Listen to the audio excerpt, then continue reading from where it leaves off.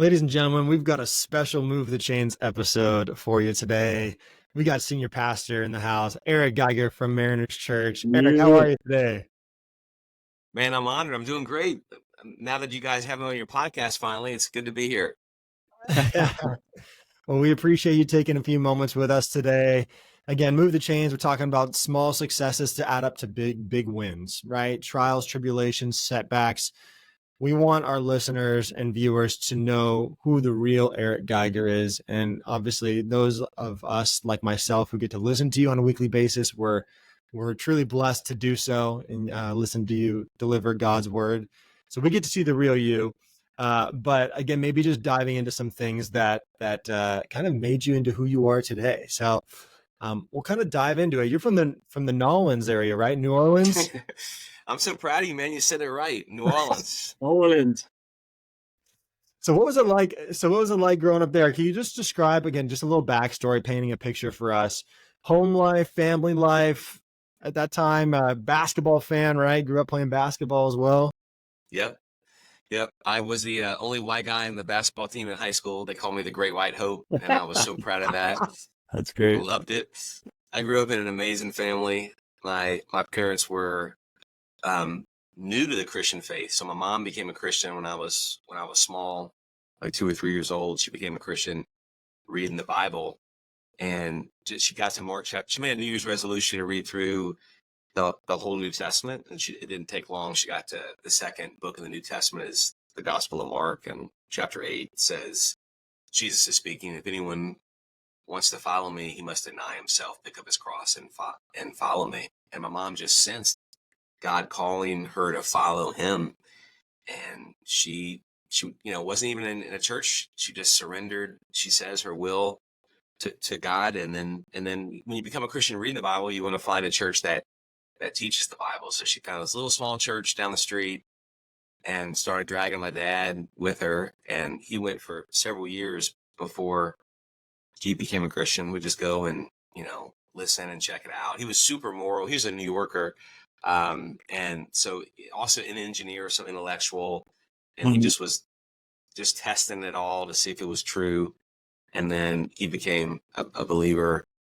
And so I grew up in a great family, but they were new to the faith. And I grew up there in the New Orleans area. It was, I did not become a Christian until the end of my junior year, going into my senior year in high school. I made an absolute, just a really long list of all the horrific things I did before I met Jesus, and ended up I got arrested. I got in all kinds of trouble, and it was actually the really lowest point of my life that became the turning point.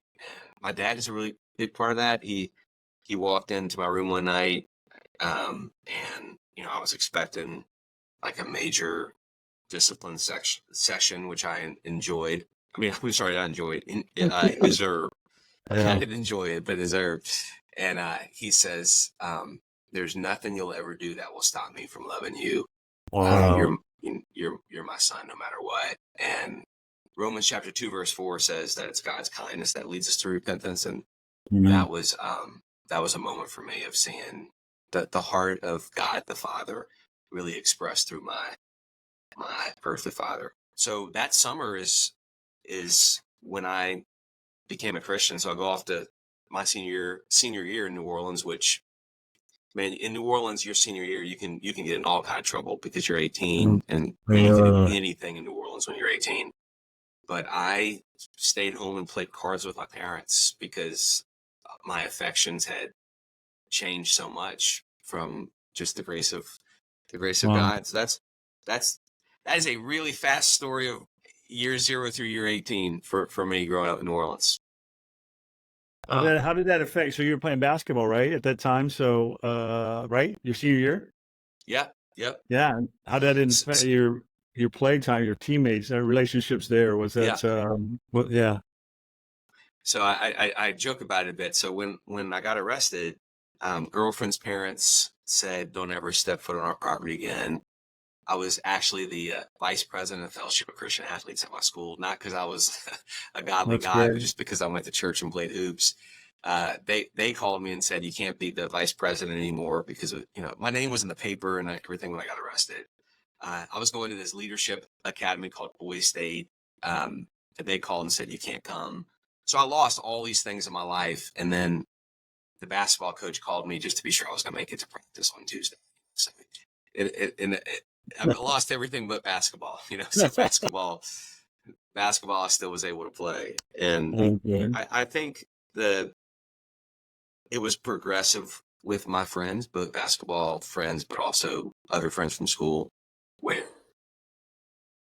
they didn't know what to do with me, and I was staying friends with people, but more and more my senior year things that I just wasn't participating anymore, stood out, and I was still becoming a new person. You become a Christian and you're forgiven, but then you still, growing's a process. So I was growing in front of people, and I think that they were seeing how legit I was over time, Yeah.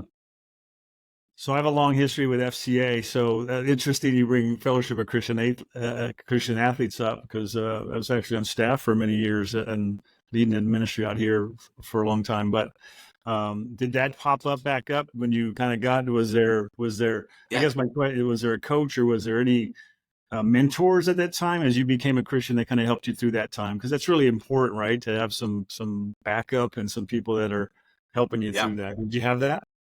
Yeah, I did.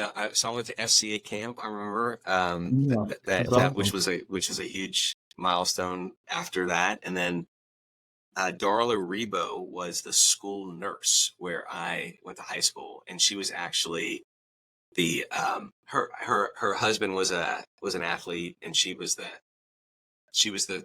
I guess you'd call the sponsor or the person student led, but she was the school's sponsor, and she was awesome. I would go to her office sometimes during the day and ask her questions. So, she kicks me out of being the vice president, but still was there for me, that in my senior year.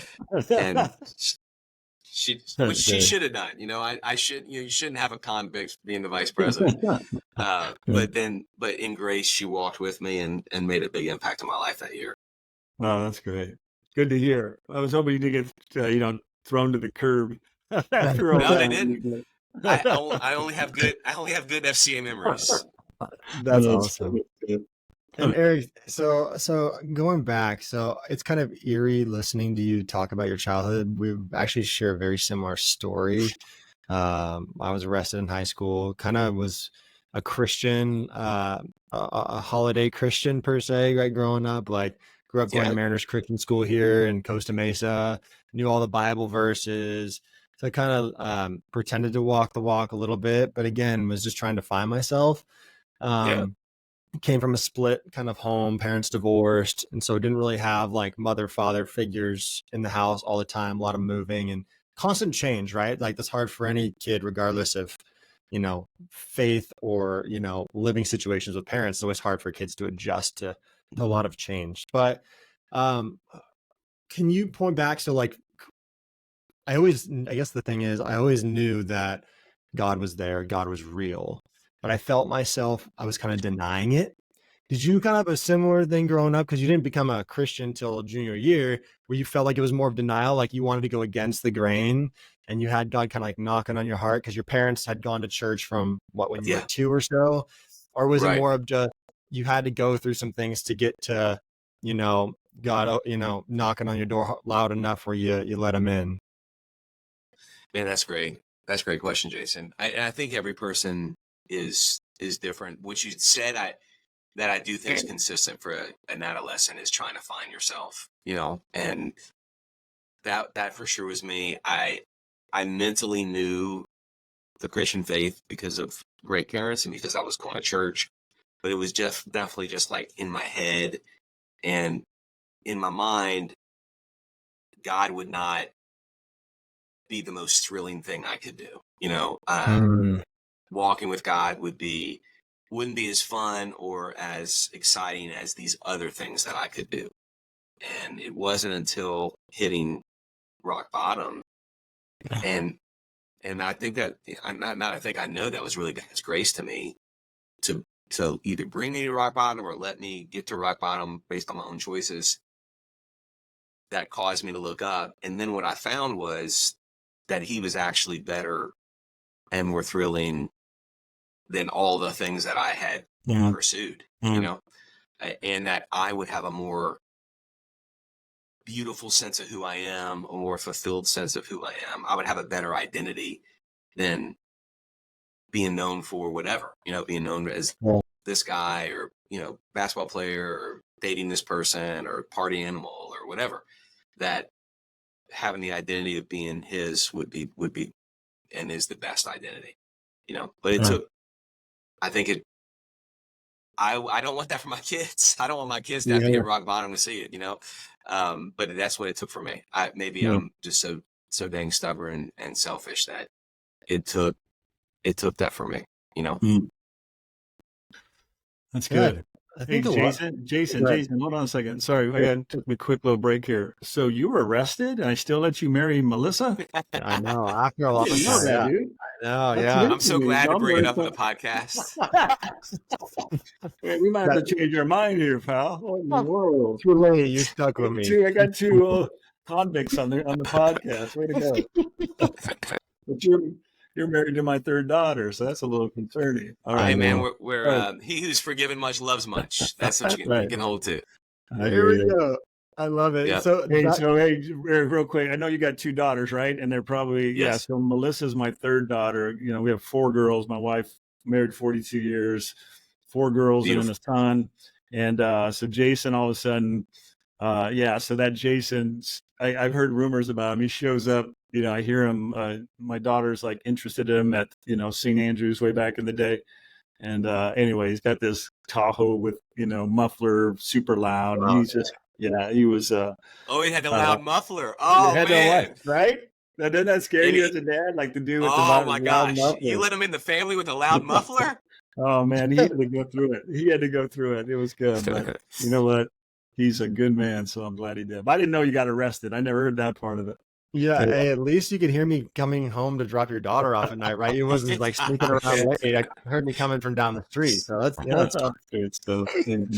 But speaking of your 2 daughters, Eric, obviously you and Kay have a beautiful family. So I want to touch on, because you talk about you don't want rock bottom for your daughters. Right. How is the parenting approach maybe changed from maybe what you grew up with? Obviously, like the next generations, we try to pick up on things that worked well with our parents and maybe didn't work as well with our personality. So how do you balance maybe being such a prominent figure in the church, but also like as dad, like your story of like, there's nothing you can't do that will make me not love you, that your dad said to you, something profound like that, right? So maybe talk a little bit about the relationship. Your oldest is a junior or sophomore in high school, right? Sophomore. Yeah. Okay, so you're gonna go into the high school maybe dating phase soon. Maybe I'm jumping the gun there, but especially if they got loud mufflers, no chance. No loud mufflers come to my house. It's a great question. It's one I continually wrestle with, because I want to do it well. I mean, at this stage, when a daughter is a sophomore and one who's about to be a freshman, it's hitting me that the number of years that I have in terms of influence on them while they're in my home is getting less and less. I read a stat recently that was really staggering, that essentially like 90% of the time you have with your child happens between 0 and 18, and then the rest of your life is just less time. I mean, you still have a relationship with them, but you're just going to have less time. So really wanting to steward the time that I have with my daughters while they're under my care of my house has been super important. It took us a while to have kids.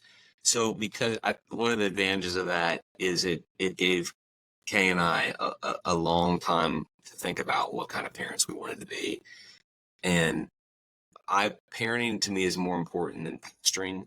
If I could stop pastoring right now and come back to pastoring, if I stop parenting right now, I can't come back to parenting, so Yeah. the parenting season is the most important for me. And it's funny, I made a joke earlier about he who's forgiven much loves much. And it is a passage that's fresh in my mind because I'm actually teaching a sermon on that recently, but I've talked to my daughters about it, that I don't want them to feel that they have to have a rock bottom moment like me to experience God's grace, because the reality is all of us are dead in our sin. And then therefore, when we're forgiven and made alive by Christ, it's the same grace, because you can't get any more dead than dead. So Eden and Evie, you were dead, different kind of dead than your dad was in terms of all of the things I did, but it's the same grace. And I want them to be in awe of God's grace. And part of that is them knowing that their dad loves them no matter what. And I've tried to steward that time. I don't feel like I've done it perfectly, but I have been a dad that's been present, 16 years for Eden and 14 years for Evie. And they have had a dad that has made them the priority, so in terms of over my career, not over Jesus and not over Kay, but over pastoring, and I love our church because I think our church is filled with people who actually want it that way, that people in our church want me to have my daughters as most important, and that's why I love our church so much. I never feel like our church wants me to neglect my family. And so I'm super blessed to be at a church that values my family. That's good. I love that. If I do too, because you think about, if you have incredible ministry like you do, and you win at the church, but yet your kids don't love Jesus because they never see their dad because he's always ministering to somebody else, right? And it's a big loss. It's a big loss. And if they see a different person than the one that's out front, telling everybody about Jesus, and then you come home and you're like, who's this guy? He's different. Right. He's different on stage. Yeah, I mean, it's just the transparency and being legit at home as much as you are, in public. I think that's all. Yeah, I see that. I think that really matters. And I learned that a lot with my kids. Really important. Time, like you said, your time you can't get it back. And man, it goes fast, right? I mean, you got 2 older daughters now. You don't have a lot more time. And pretty soon there'll be somebody, Lord willing, you've been praying for their spouse, and yes, I have. God is going to bring them men that love the Lord, and that they're walking strong with the Lord now, and the whole bit. And then when they show up, man, those girls leave in a hurry, and then all of a sudden you're sort of second. You're still dad, but you're not quite. You're not the priority, and that's the way it's supposed to be. It's supposed to be that way. You wouldn't want it any different, but it is That's a challenge as a father to realize your spot's good. So that's good wisdom. So how do you, Eric, so speaking of work-life balance, is there anything that, again, this doesn't just apply to ministry, right? I mean, in corporate, you've worked in corporate America as well, Lifeway. So how do you decompress? How do you manage the work-life balance? I mean, your schedule's got to be boom, boom, boom, boom. Is there anything that's kind of like a way to blow off steam, or, kind of get some you time back so you can recharge and rejuvenate and be filled up as well? Time with my family really does rejuvenate me. So when like yesterday, Kay texted me and said, hey, this is, I've made this, we're gonna have family dinner. And I'm like, yes. And so like the time with my family is a huge win for me. One of the family principles, and then I'll answer some things I do separate from that, but that I've learned, and I learned this when I was in the marketplace, when I was a senior vice president at a publishing company. It didn't matter how much I worked as much as when I worked in terms of the impact to my kids. So you can have a guy who works, 40 hours a week, but if he's working every day from 5:30 to 7:30, that's only, Monday through Friday, that's only 10 hours. But that's the time when I was in the corporate world, my kids were 4 and 2 and all the way to, 10 or 11 and 9. But those years, that 5:30 to 7:30 time was such critical. Those hours were so critical. That was getting ready for bed. That was story time. That was dinner time. What I found is I could work 70 hours a week, and there was a lot of weeks I did, and I was responsible for launching new resources and the turnaround of a division.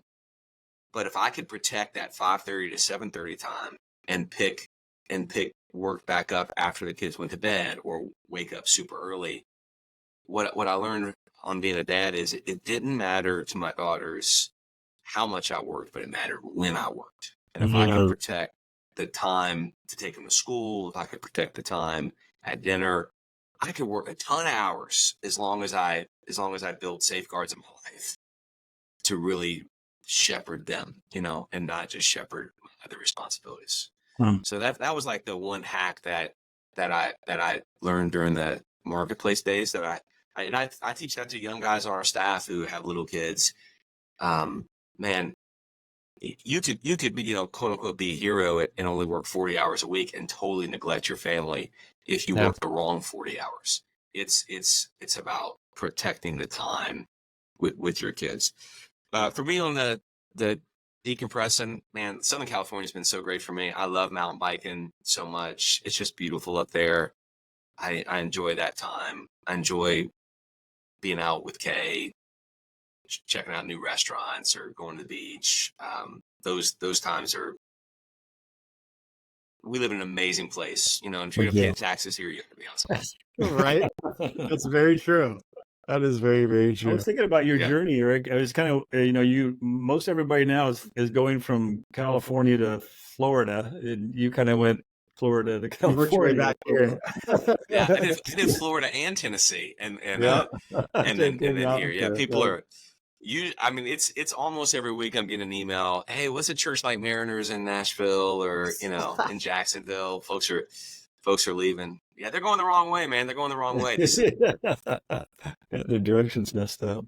Yeah. Yeah. You said about the dinner. That dinner time. I think I love that. And Jason and I were talking to you recently. One of the challenges for him as a young father, he's got 2 little boys with another one on the way, and they're young right now. But I look at my, I got a lot of grandkids, and just the challenge, with sports and all the things that are going on. There's games and all those things. There's so many distractions for the family. And I remember years ago reading an article, actually by James Dobson, I believe, Family Focus on the Family, way back, and they had done a study on how important eating dinner together was, right? And the statistics around that as much as you could. So I love what you're saying, is trying to protect those times for these parents. It's hard to do, man, but it's really tough with all the other things going on, but very, very, that's good wisdom and very important, right? That's why you're doing that. So. And valuing my daughter's spiritual journey. The reality is, and they played sports, they've done club volleyball, they've done those things, but much more important than those is their heart being more formed to love Jesus. There's so many parents that get caught up in chasing, this travel sport dream, but the percent of kids who actually make it to Mark, not everybody's going to be a professional football player, man. Not everybody's going to be a tight end, and the percent wise is small. It's small, but 100% of them are going to stand before Jesus one day. 100% of them are going to have to make choices their whole life based on the wisdom that they choose to collect or not collect. And so that's, to me, more important than those other things, which I love. I love all those things that my kids do, but much more important is their character being formed more into that of a Christian. And speaking of character, I think, leadership is such a big part of character, and everyone's I think God's kind of instilled in all of us leadership characteristics in different ways, right? We're all not going to be the raw guy in the front or girl, or some lead by example or by work, or however they may do it. But is there somebody maybe that's kind of fostered that, or kind of sharpened, iron sharpens iron? Anybody that sharpened you in that way? Like, oh, I love his leadership principles, Winston Churchill, or, whoever it may be that, right. So maybe historical figures or even personal in your life that you're like, wow, I really love the principles that they've taught and walked in their lives. Yeah.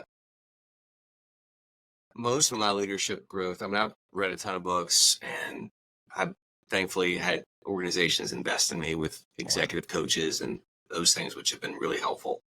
But the biggest development for me has come from people giving me a shot and putting me in places of leadership where I to learn by leading, and by being thrown in oftentimes into the deep end, it caused me to know what to try to learn, because I felt so overwhelmed. It forced me to pray. It forced me to seek God for wisdom, but it forced me to seek help from other people. So I think that Rick Blackwood was the pastor I worked for in Miami. I was 27 when he made me executive pastor, which was super young for that role. But he gave me a shot. And then at Lifeway, Tom Rayner was the CEO when he made me senior vice president. And he trusted me, but he gave me a massive level of responsibility, and that was available to me. And I mean, it would be, a 7-minute phone call with him where I'd ask him something and he would share a nugget of wisdom. And it's not that I have this collective book of things that were shared, but it was their presence, the presence of those leaders in my life as I was in over my head. That kept me going and kept me learning. And I'm forever thankful for people believing in me before I believed in myself, and put me in places that honestly my resume said I shouldn't have been in. They saw something in me and trusted me, more so than my experience warranted, but they saw in their mind, they saw something in me, or they saw a hunger in me, or a passion in me, or a work ethic or a grit in me, which I did. I did bring that to the table, even though I didn't have a ton of experience on the resume.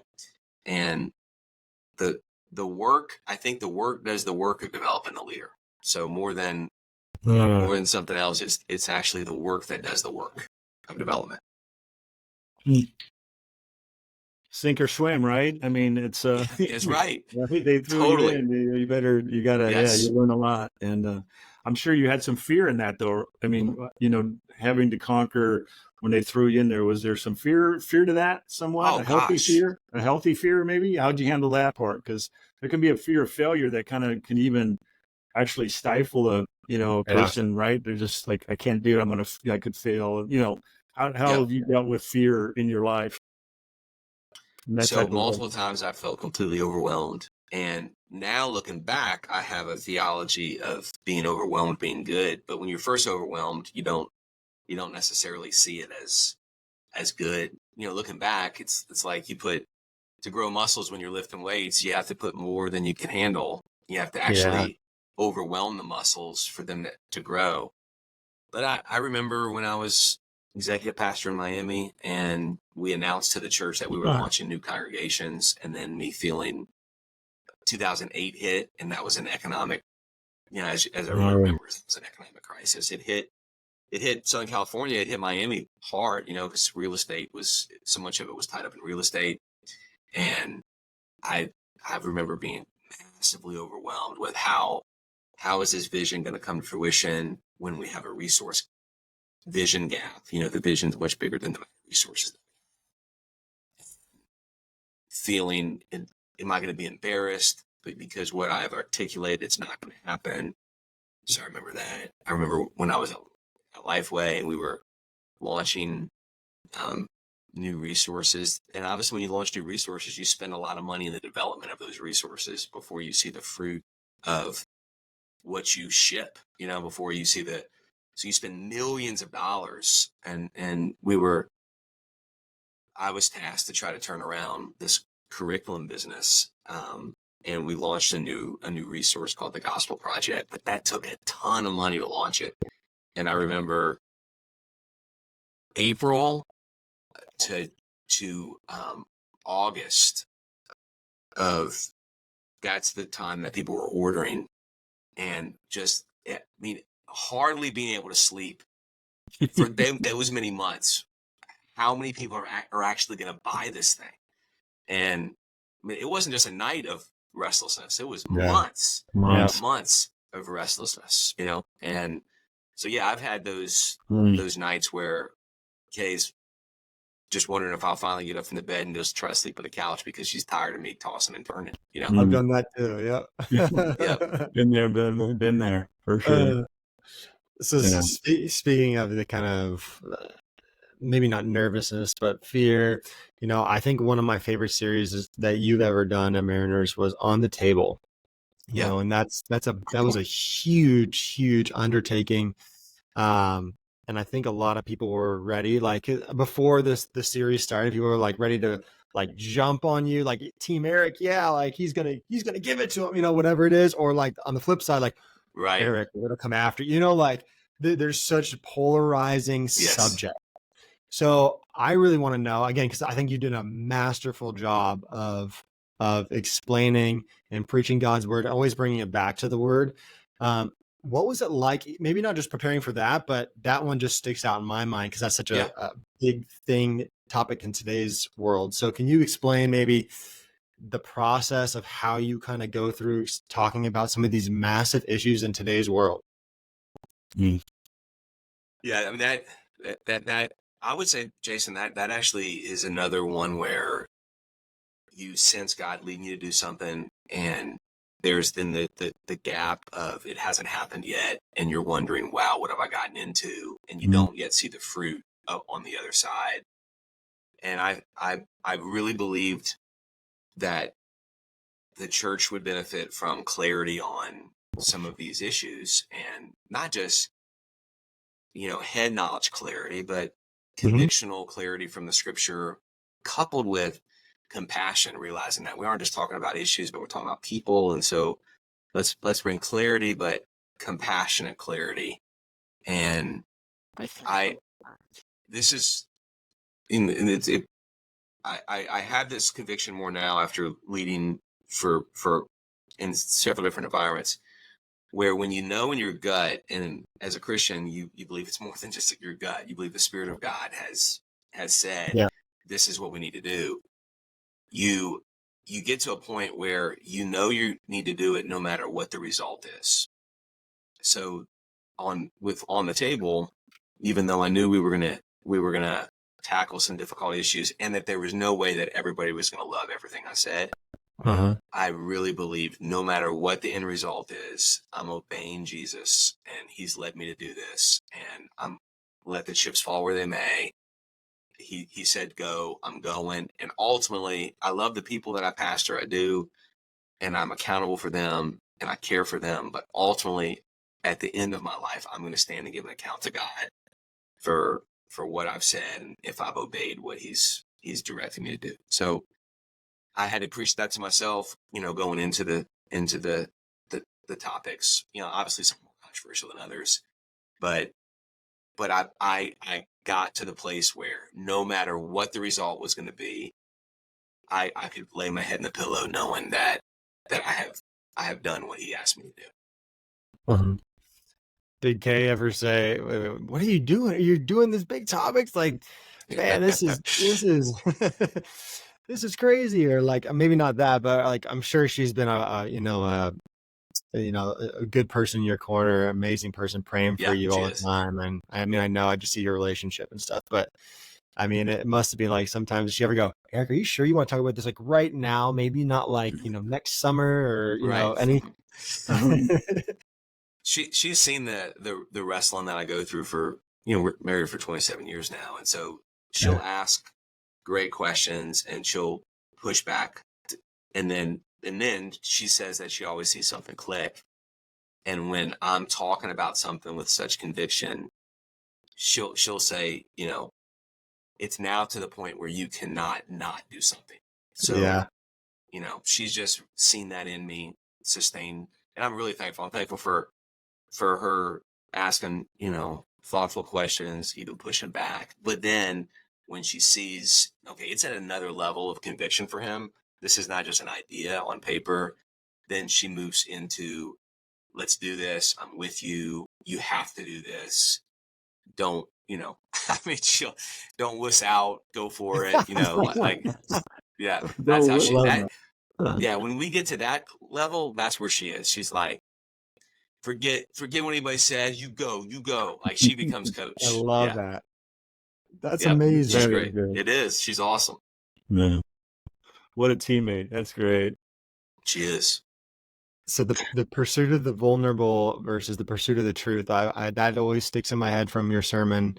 You did the on social justice and Yeah. woke or whatever, but again, I thought that was very masterfully done, and I think that's just a great way for young and older gentlemen in today's environment as Christians to live our lives, right? Like we want to pursue truth and what God calls Yes. us truth, but also, having a heart for the vulnerable and, Yes. just as Jesus did. And I think that's just a good way for men, and even plays into your talk. I've watched something on one of your sermons on gender dysphoria too. And just, I think that all kind of comes together. We need to redefine, masculinity or femininity. Like we can have strong women, we can have men that are artsy or Yes. creative. And I think that's pretty cool. Just a great way to frame it. So I appreciate you kind of pouring into us that way.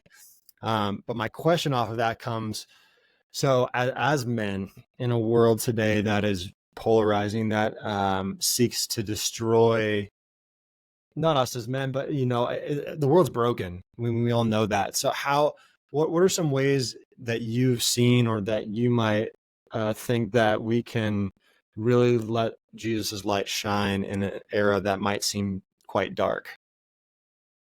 Yeah. And I mean, there has for sure been an attack on masculinity, right? So there's masculinity that's been associated with, oh, that must mean toxic masculinity. Well, I Right. mean, no, there's Mhm. actually a masculinity that's not toxic, and true Mhm. masculinity, following after Jesus, is not toxic. If Mhm. we are becoming men who are formed more and more into the character of Jesus, then it's a great masculinity. I'm actually reading a book on that by Nancy Pearcey now. It's basically about the war on masculinity, and she shows that Christian men, from tons and tons of research, that we are exceptional compared to the rest of the world, exceptional fathers and husbands and Right. employees and leaders. Those of us who follow after Jesus, that we we care for the flourishing of our families. We care for the flourishing of the employees that we oversee. That we actually care for people. That Yeah. that men who follow after Jesus are really good men. Mm. And the reason that's true is because we aren't only following an idea. Jesus isn't an idea. Jesus is a person, and we follow after him, and he changes us. He keeps transforming us. I'm not what I need to be, but I'm way better than what I was. But it's not because of my goodness. It's because of Jesus changing me and transforming me. And so Mm. a man who follows after Jesus is going to become increasingly a better and better man. I love that. Mm. That is for sure. So to that, I got a question for you. So obviously, like me, I mean, your wife is your strong. I mean, you married up, right? I mean, you For definitely sure I married did. above your head. Um, but I'm wondering, like, we sometimes men out there, they're trying to live and make these decisions on their own, and trying to go, hey, I'm just going to plow ahead and not. I'm curious, like, do you have a group of men that you meet with regularly, that you've kind of surrounded yourself with some people that are like-minded, but also can even debate you on some things? I mean, and you know what I'm saying, like help you think through. Do you have Yeah. some people like that you on purpose have, put together so that you would be a part of this to sharpen, iron sharpening iron? Is that All something, right. even as the head pastor at Mariners, it's something Yeah. you still try to do?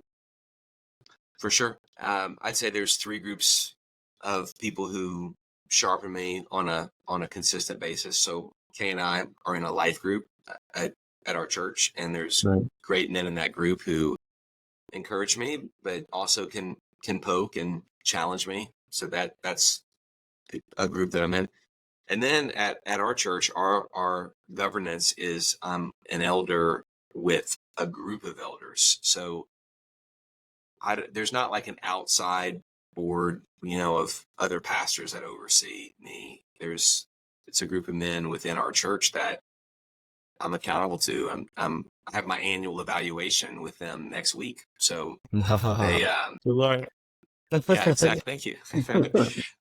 And they're, I feel I've been, I've been here almost 6 years. I feel super supported, encouraged, and I try to lead in a way where they know that the conviction and the direction that God's leading us. But there has been some times where I've been told no. I've been told no on some things, and I I I respect the authority that God has placed over me, and so they are my spiritual authority. And then outside of that, there's leaders that I, because of my previous role, Mark, I'm connected because I used to publish a whole bunch of Christian leaders who I got to be You got lots of to have people. relationships with that I still am able to call. And so I have great pastor friends that I'm able to bounce ideas off of and also share challenges and struggles with. So, I mean, I don't think any of those three are complete, but all three together, because my life group, they've never been a pastor. So they're awesome, but they don't know the pressure I have. The elders, they're the spiritual authority of the church, but those guys haven't been a pastor either. Then there's my pastor friends, but they don't live here and see, they don't see me on a daily basis, right? So I think it's all three of those together that is, I'm grateful for all three coming together. That's good. That's really good. I think it's so important. Again, seeing there seems to be an isolation anymore. Maybe even starting way before COVID, but we get isolated. We need each other, right? And then we need teammates. That's again this podcast got this kind of the sports theme about moving the chains, but man, you need your teammates to come alongside and keep you accountable. You need to sometimes go into the film room and have somebody say, hey, Yes. You got to get better here. There's some areas. And so if there's anyone, I just encourage anybody that's maybe listening to this, if you don't, be looking for that, get plugged into Mariners small groups, get into Rooted, get into some of these groups. You've got to have people around you that sharpen you and like find gold, right? It's so important. And, in the sports theme, I think you also need a coach, and not that many people know this. This is kind of insider. But the elders they allow for, we pay for a seminary professor of preaching 4 times a year, evaluates my sermons and does a clip by clip play. Wow. It's just with me one-on-one, so I don't know anybody else see it, but you're watching film. I'm watching film, and he's saying, you did this, you should go back and check this text here. I suggest you do this differently. And it's 90% encouraging, but there's 10% in there where it's, hey, here's an area of growth for you. Here's an area of development for you. And so, yeah, I'm people would think, does Eric get any feedback? Yeah, I get roasted. So someone's like, I need to roast Eric and send an email. No, you don't need to do that. We already got that covered. Are you coachable, Eric? Are you coachable though? You handle it pretty well, or is it sometimes hard? So because I grew up playing sports, right? You always heard, hey, the coach would say, don't worry. If I'm yelling at you, worry when I stop yelling at you. Yeah, right. Exactly. Right, because that means I've given up on you. Yeah. So yes, but it's got to be the right person. You don't want just some rant. You don't want the fan yelling at you. You want the coach who knows what he or she's doing yelling at you, right? Yeah. And important in that time to be, have that humility to be able to listen and adjust. Again, kind of that little thing where the little things we're talking about. You do the little things and really make the bigger things much more productive and better. So that's good. That's really good. So I think the last question I have for you, Eric, is talk about faith. Obviously your faith journey, rock bottom, become a Christian. Obviously there's ups and downs in life. How has the word faith maybe transformed from when you first became a Christian or first were you kind of heard of Jesus? I think that's a really interesting thing, because faith means a lot of different things to a lot of different people. So Right. maybe how has your definition changed, or even your walk with Jesus changed and grown over the last 30, Yeah. 40 years? Yeah. So the biblical definition, faith, Hebrews 11, is being sure of what we hope for and certain of what we do not see. And I have a deeper understanding of what it means to be sure of what I hope for. So even in the last couple months with my father passing, I'm more sure of what I hope for. So, and hope, not like a wishful thinking, but no, I believe that there's everlasting life, and that my dad is enjoying everlasting life now. And so I have a more profound understanding of that verse through pain and through suffering, because no, I am sure. And when I'm struggling, I have to remind myself, and I have to preach the gospel to myself. No, you believe this. This is true, that your dad is enjoying everlasting life. You're sure of this. This is your faith. This is what you believe. So some of those verses, as we progress through life, take on a new meaning, because we have the pain of living in a broken world, and those verses then become water to us in the middle of our pain. I also know when I became a Christian, I don't think I could even articulate all that was happening to me, but now I can. Like I didn't know what the word justification meant, or what sanctification meant. Augustine, the early church father, says that the faith is really, it's faith seeking understanding. So you start with faith, and then as you mature, you actually understand your faith more. So I understand. It's all grace, though. It's all what Jesus was doing in my life. But now I can better articulate what he was doing, because I just have a deeper understanding. But that's encouraging for me to remember, because sometimes when someone can't articulate, it doesn't mean that they don't believe. They have faith. They just haven't yet. We grow in our understanding. So, sometimes people ask, like, hey, what does somebody all they need to know to become a Christian? Man, I didn't know much. I just knew I needed forgiveness and needed Jesus. And now I can articulate all of these beautiful words that the Bible says happened to me. But I sure as heck didn't know those words back then, And it doesn't mean that I didn't have faith. It just means now my faith is coupled with understanding. I love that. That's good. I feel like a lot of people, they feel like they need to change before they come to Christ, where Christ changes us once we accept him, which is basically what you just said. So that's amazing. I love that. Mark, any last questions before we let Eric go? No, I think, wow, what a special, the hours has flown by. So I want to make sure Eric gets home with his family. Hopefully, and all of us, actually, since we talked about that. Yeah.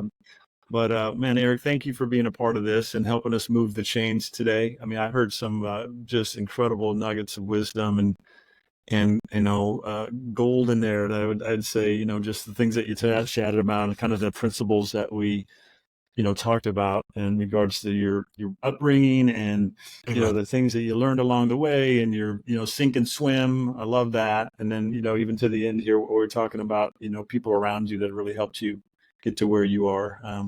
And most of all, I just say I love the fact of your relationship with your wife. I think that's really as I think it's and your attitude about wanting to win at home for first and foremost. That's the way. That's so important. And unfortunately, I don't see that. Been a Christian a long time. That's an area that I think a lot of men have really they just don't focus there. And it's when I was with FCA and we were working with staff, I used to tell the staff all the time, man, it's all great that you get out to these schools and you're sharing Jesus and people are coming to Christ.